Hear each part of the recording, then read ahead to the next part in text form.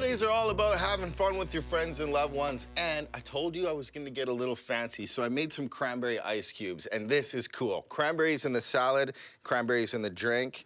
Check this out. Dun, dun, dun, dun. How festive does that look? Awesome. Into a glass, and this glass I just rimmed with candied ginger, and that stuff's incredible. And tequila.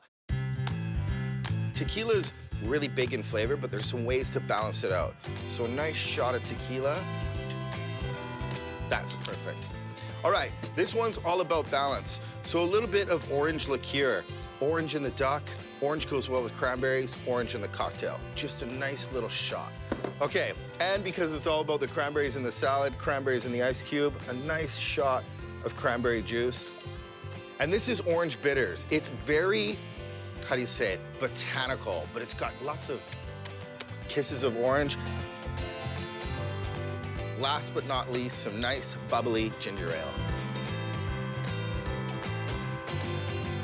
That's perfect. That ice cube looks so cool. And then when you're drinking it, you get little bursts of orange cranberry. It's delicious.